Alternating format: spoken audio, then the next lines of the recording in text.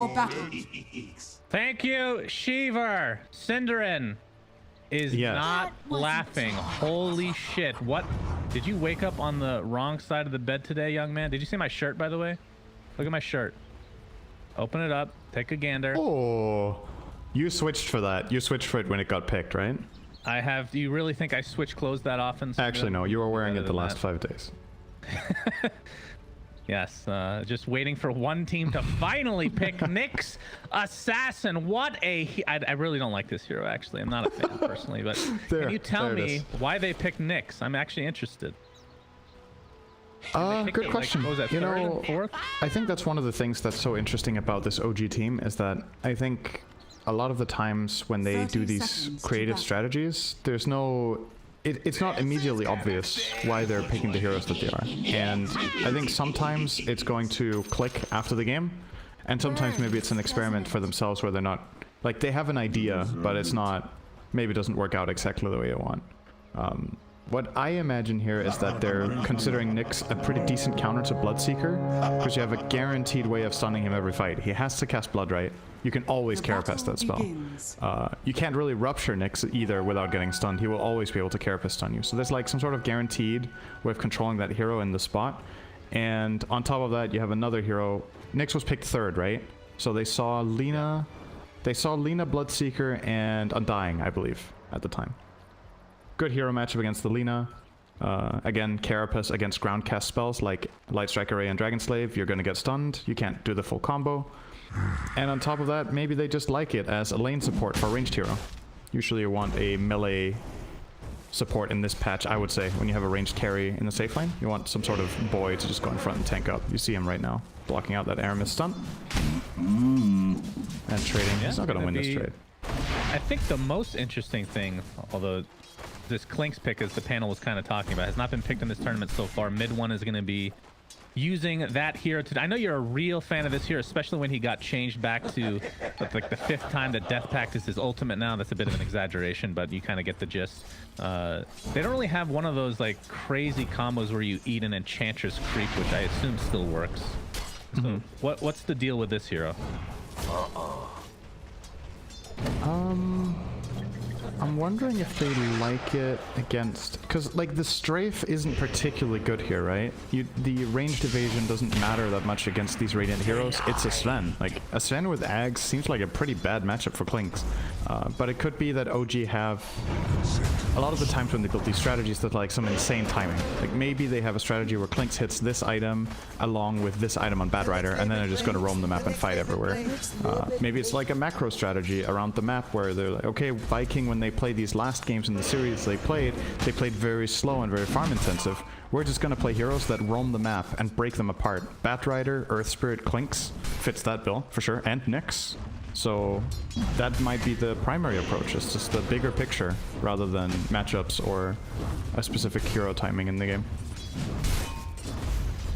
I know I'm just saying a lot of maybes, and that's really because this strategy is so unusual that we have like no data on this strategy in this patch. Like, there's so many Cinder, I would unusual prefer things. that you be honest than actual just bullshit your way to an answer. You know, I'm being that's honest. the beauty of you. I know. That's why I appreciate you. You know, when nobody else does, I truly do appreciate your honesty, Cinderin. Oh, if you don't know anything, Seleri is burning a lot. Yep. That's 4 stacks of sticky napalm. Make that 5 as Celeri's going to continue to get chased down by Seb, who's going to dive the tier 1 tower. So this will be a trade of sorts. But First Blood does go the way of Seb and OG. You're generally really happy with it as Bat Rider. Yeah, you trade away and Sven gets the kill, but because it's First Blood, Bat Rider as a hero in lane really loves getting these fast boots and one extra item. It's a very momentum-based hero. We'll see if he goes straight for travels. We could see Seb going for maybe a drum build-up, maybe some sort of alternative utility item like Yules, whatever he thinks is good in the game. But usually trading 1 for 1 where you get the First Blood is fine. I really like when it happens and I'm Bat Rider. Nice, and you expend so many resources. The enemy team uses a lot of resources too to take that fight. You get the refill, you get a kill. Straight back in action. And again, Seleri is actually... Oh, I think this time there won't be a trade, Shannon. I think he's actually just flat out going to die. That is a lot of damage. Another 5 stacks of sticky napalm. At all. They seem a little unfamiliar with this lane matchup. They got Did they both get sticky together 4 times in a row, I want to say? Well, Shad still has 7 stacks, but I don't know if Seb can actually pursue this any further. Oh, he has flame With break. 8 stacks, here it comes. Oh my god. More aggression from Saksa. That is an actual super easy kill once that many stacks are upon him. You know what the word is for Bottom lane's a this? disaster. That's disrespect. If you don't start yielding to bat as a melee hero when you have 5 or 6 stacks and you start farming creeps, you're just not respecting the hero. I guess he wasn't accounting for the possible skill point in flame break, but the bat just leveled up to 4. You're giving him the chance and the opportunity to do it. He's gonna take it. Yeah, and now Seb is going to be able to get some solo XP now that Saksa is roaming towards mid. We'll see if he can turn this into a kill of sorts. This is the lane we haven't talked about. Boom playing Zeus versus Topson's Morphling, which is what the panel were kind of predicting here. How does that matchup work out? The Awesome lane for Morph. Morph versus Zeus. I don't see what Zeus does. Zeus is all about the constant harassment to dominate the lane, and Morphling presses 2 buttons and heals 500. So I don't think Zeus can really bully him at this point. It's about Zeus is really good against Morph later in the game in terms of having that insane burst when Morph is trying to go for a play with high agility. But currently, you can spam Arc Lightning all you want. Morph is just gonna outrange you, heal up again, and keep going. However, if he does Morph down to try to get value out of his regen, there is a Bloodseeker giving Thirst plus Zeus ulti. So he can actually get killed globally at any point if he's not careful when he does the attribute shift. It's true. That is going to be funny to watch old, if that happens, actually. It's pretty likely to happen at least combo. once. Yeah, for sure. I mean, OG only gets 1 bounty rune at the 5-minute mark, so that's something going the way of Viking, who technically have the network lead right now. Shad on Sven. We saw this yesterday. We did cast their series where they lost 2-0 to VP, and it was in pretty convincing fashion. It wasn't really that close at any point. But we're seeing the phase boots into Midas. So I'm just starting. We talked about this a bit yesterday as well, where you thought it might be game dependent, but it seems to me that it's basically just player preference at this point. Would you agree with that? Phase boots are really good against Batrider. I think he has a very good case right in this game. Having a way of improving your turn rate against Sticky Napalm is really valuable, and increasing your move speed against Bat, like creating a gap, is nice. But you could still go Phase Boots Mom, right? It's the fact that he is prioritizing the Midas every time does indeed seem like that's just his go-to build, but correct me if I'm wrong, I feel like most Svens this patch go to Mask of Madness, but Shad doesn't seem to be that big of a fan. Seleri, oh, they missed the flame break, actually kicked him away. Just a mistake from Saksa there. I think he failed to drop a stone, and that probably saved Celeri's life. So, count his lucky stars there. Indeed, so no kills to come from that, at least not yet. Saksa is chasing on Undying's Courage. It's a little bit mismanagement there from Seleri. He's going to take Stormhammer to the back of the head, but we'll be just fine. As Sub comes for some moral support, has that bottle. Already got the bounty rune earlier, so has just been spamming away at his heart's content. Tobi has kind of been kept in check in this top lane as well, as it's basically a 2v1 for now. But we have seen a bunch of spike carapaces like you were talking about. But even with that counter, it's just, I mean, it's good in the laning stage. We'll see how it progresses throughout the game, because based on the Nyx games that I've seen, it just feels like the hero falls off dramatically, especially if you don't have a good mana burn target throughout the duration. Yeah. As bottom lane, Seb is just chasing Seleri towards back to Sticky Napalm as a TP support is on the way. Shad gets off a Stormhammer. There's the LSA connecting from Aramis, who's just TP'd in for support, but it's a 1-for-1. Viking will take that trade any day. Yeah, that's pretty... I mean, yes and no at the same time, because you were the team that had to TP rotate, so now your Bloodseeker's that bit more vulnerable, but at the same time, how are Clinks plus Nyx gonna kill this guy right now? That is kind of hard to see. Tower is under attack. It's probably fine. Oh, Aramis is gonna meet Saksa in the river. Gets off the Dragon Slave Silence shortly after those. Saksa's not gonna be able to roll and connect. That could have been a setup for a kill with Topson here. Topson just waveforms in to Boom. So he's going to come from some support as well. Topson does have that bottle. We'll be getting this DD rune. Looks like he's just going to go straight for the shotgun, the E-Blade. First item. Yeah, some good synergies in his team too. It's not only about his own single target burst, but they can synergize it with Earth Spirit, with the Batrider, and with the Nyx. Clinks, not a fan, but the rest of his team really do love some E-Blade action. I think it's also, again, it's about the bigger picture of how they want to play the game, right? If OG are aiming for this playstyle at around the mid-late game where they just start chasing heroes around the map and disrupting farm patterns, then E-Blade is your go-to ganking item on Morphling. It's the highest damage per gold you can possibly get in that stage of the game. So yeah, I like it. I think OG things are going according to plan. Like, it's not fully clean, but considering what heroes they have and how relatively weak they could be in the lane stage, the fact that they've broken even, I think you're pretty happy with that. Yeah, it looks like OG has spotted this stack of ancients here in Viking's triangle. They're going to ward it up with Saksa as well.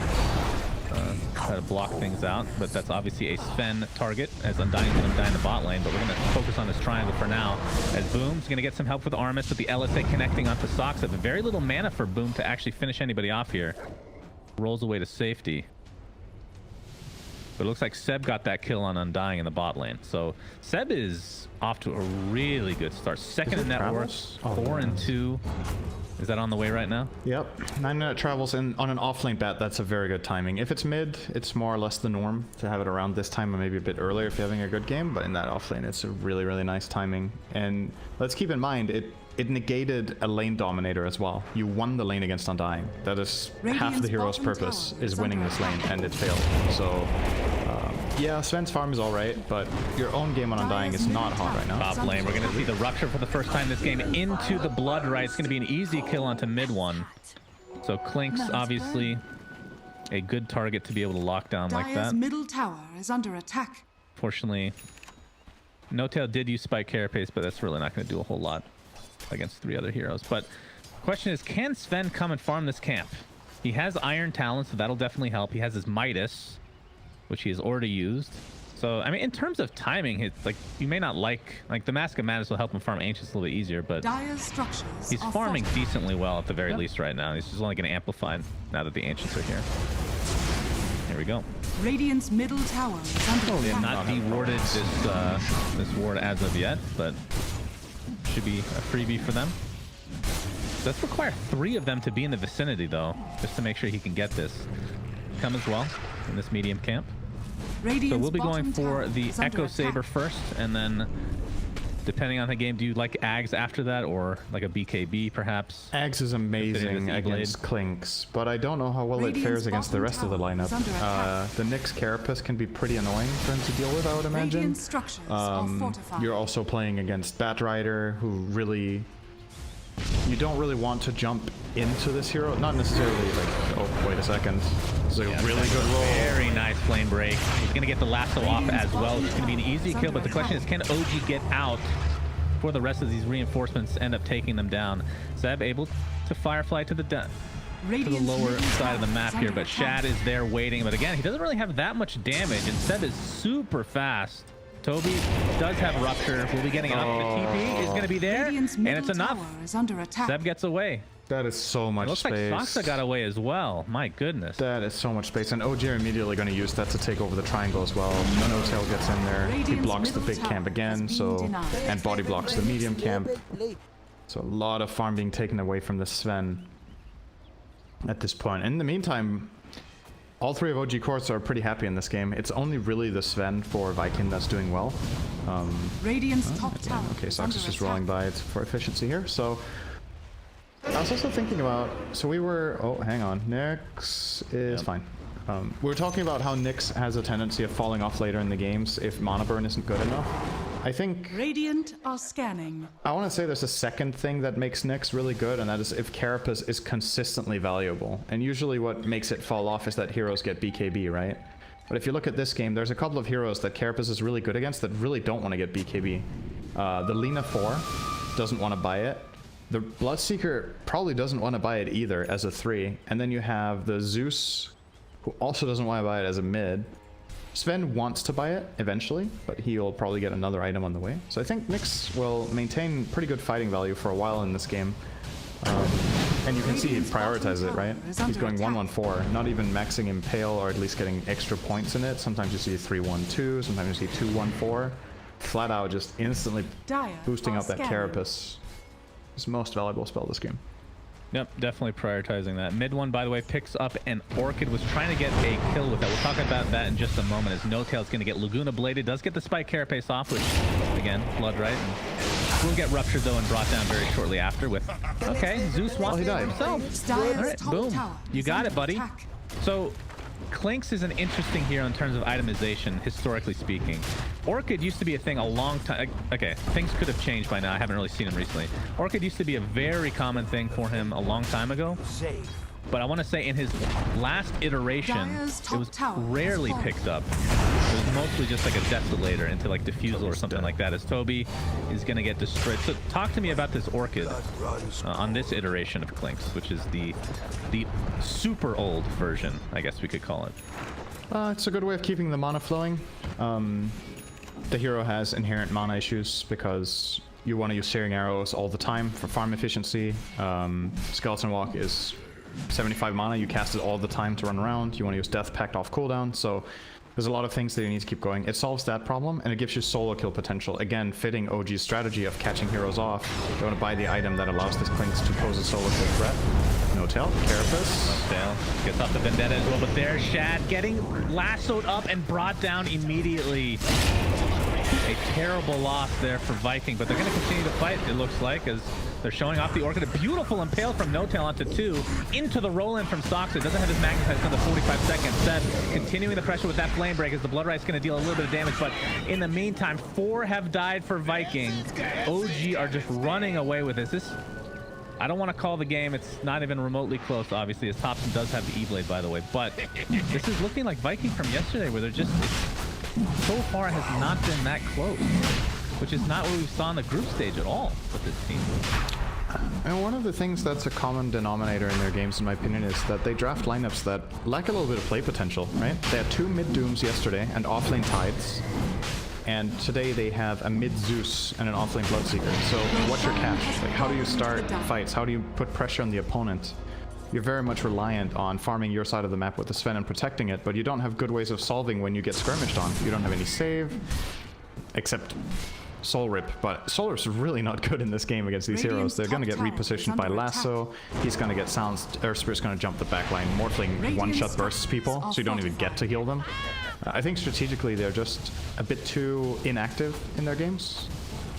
And it's interesting to me because Viking, one of the things that really stood out to me and impressed me a lot about this team was their willingness to push towers and make moves when they kind of made a splash. They ran these strategies where they had Dragon Knight and they're playing Boom on his Queen of Pain, seemingly destroying every game until it got banned. And now they've fallen back to this more farm-intensive style, and it doesn't seem to be suiting them that well, at least in the games we've been casting so far. It's giving the initiative to the opponent. Yeah, but the good news for them is that, well, I say that now, it could be bad news. This is a best of 5, so they'll have plenty of time in this series. Of course, a bit unusual for like a lower bracket type game, but cool to see in terms of, Aramis again, the game's not over yet, but they can transition away, but Aramis looks to be done, so another easy pickoff for OG, as looks like Topson is going for Aghanim Scepter's second item. I can only imagine what Clink's Morphling is like, that combo. That sounds disgusting. I think he wants to turn into Earth Spirit primarily, actually. Well, yeah, I've seen the clip of him doing, was it him? Oh, Shad. Shad is going to get spotted out here. Double TP support coming. The E-Blade is going to be applied into the adaptive strike. No Tail with another great impale. Looks like Shad's going to be able to get off his stun, but he lives through the day as OG is now on the retreat. Tobi ends up getting off the Rupture. They do take out the Undying, but Topson able to clean up poor old Tobi. So it's a 2-for-0 still, but they at least do not lose the Sven. Yeah, surprised he lived there. Yeah, I think they just lost vision in the trees. Seen the perma-stun combo between Saksa. Was it? Who was it? It was Topson and something. Oh, good Carapace. Yeah. All right. That's filthy. All right. Good clean stuff. Radiant's top tower has fallen. So only 1,000 away for Topson to get this Aghanim. I thought you were going to say only a 10,000 gold lead. Only a 10,000 gold lead for OG. Great outlook. Not too big of a lead at the 18-minute mark. Viking definitely have a good chance this game, as long as they team wipe OG about 5 times in a row right now. They'll be able to get the illusion rune there. Yeah, I'm not gonna lie. I was a bit skeptical on Nyx Assassin, but being picked for literally one spell seems to have worked out quite well. And No Tail has had some really good impales despite it only being level 1. To me, the big story of this game is how insanely well their bottom lane went. I think this game has been largely by bad and Earth Spirit. They've just made so many moves. And all right, well, no tail. He is ruptured. Did mitigate a little bit of that damage with the spike carapace, but is brought down eventually. Saksa is going to de-ward here. Topson still with the Aegis, so I'm not really scared of anybody right now. And Viking is here in numbers. Meanwhile, OG is kind of playing with their food, it looks like. Shad is going to pop that ult. They're going to take down Saksa in quick succession, so 2 for nothing. Ambitious roll. Indeed. Instant punish. Is under attack. Saksa just really likes these heroes that have balls. Have you noticed that? Tusk. Deepest thanks. Earth Spirit. I'm sure there's another hero out there. As there's the Zeus ult, but it's not going to be nearly enough to take anybody out. The Undying just melts, as that is the Deso reveal, I do believe, for mid 1. So Orchid, this is like such an old school build. I love it. It's going to be going for a BKB now. It's insanely powerful right now. He hits for 250 and has... He can solo kill any hero, including... maybe not the Sven, but I think he can kill anyone else. If he gets melee range or hits them and just hits them, I think they're going to die before they escape. They have no Ghost Scepters, no Force Staffs, no Yules. He's probably just gonna kill them off immediately. So, gotta be careful with that. And it does mean that Vikings' options of playing the map are very limited. They're gonna be extremely paranoid to go and solo push out waves. Radiant's bottom tower. You're seeing Shad top. I think under normal circumstances he kills this wave, but he just can't go there. There's any combination of any 2 of OG's heroes is actually a kill. He has backup, so... Atos is there for now, but he is so fast and has a Blink Dagger Force Staff on top of the Boots of Travel. So he is beyond mega farmed for a Bat Rider. 3rd in net worth overall in the game, just ahead of mid 1 on Clinks, actually. That's with an Iron Talent Clinks as well, so able to actually do Ancients. As Seb is ruptured up, just going to sidestep the Blood Right. So that ends up being a wasted rupture, and we'll see if OG can capitalize on this. As Tobi's going to be caught out. No Tail with the Vendetta. Has a spike carapace up, not really doing anything with that, but the Impale does connect, and again, Seleri finds his way to the grave. Courtesy of your Morphling, and Aramis looks to be next, and OG are just completely dumpstering right now. So there's the Earth Spirit Morphling combination being shown with that Aghanim Scepter. I think, you know what, I know why OG run this strategy. It just dawned on me. Saksa and Topson both want to play Earth Spirit every game, and they couldn't settle who plays it. So they just made a strategy where they can both play it. So it's not just a flex pick, they're just picking it for both of them at the same time. Radiant's bottom barracks. I wouldn't put it past them, you know? I would not put it past them at all. It is such an insane hero for Morphling to turn into. You get all of the stones every time, I believe, you turn into Earth Spirit. You have 7 stones to play, so you can just roll through fights. You can go from one target to the next, to the next, to the next. You get insane mobility, you get extra spell damage to synergize with your E-Blade. It's just well, that would be it's a new Morph Shaker, good way. That would be a good way to nerf it. You just get their current stones instead of max right away. Oh yeah, I could be wrong on this, but I'm pretty convinced you get max every time. I just assumed you're right, but you're right. You've been wrong so many times that I can't just take your word for it. I have feelings too, you know. I used to. This is where we get a message like, "Why are you so mean to Synderen?" Why are OG so mean to Viking though? Yeah, this is let them farm rough showing for Viking, no doubt. Well, you're right about the rigidity. Is that a word? I think so. Rigidity of their drafts, and maybe it's something that has just been discovered about them based on their group stage. They had a lot of games to play, and they did really well. We're seeing some counters now. The initiation from OG is underway. Shad's going to get kicked away to the other side of the map, basically. Has his ultimate activated along with the BKB, so he's not going to be brought down quite yet. There's no casualties thus far as No Tail.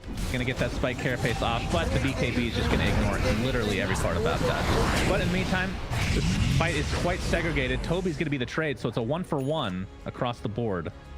Stage of the game, better than you can expect for Viking, based on the fact that they're down 17k right now. But Aegis is gone, and Roche, we'll see in about 20 seconds when he will be up. As there's the initiation again. This is how many deaths are Undying. Not to highlight this, but 1 in 10 just feels like He has died so many times. Like the first to die in most of these engagements. There's the initiation from Seb, and Shad is in a lot of trouble, and by that I mean he's dead. Does not have buyback to speak of. They're just going to call it GG, as this game one was all OG. Complete beatdown. And I want to, now that we've cast 3 games of Viking in a row, you and I think we want the same thing from them, right? We need to see something. I would love to see them pressure in a game.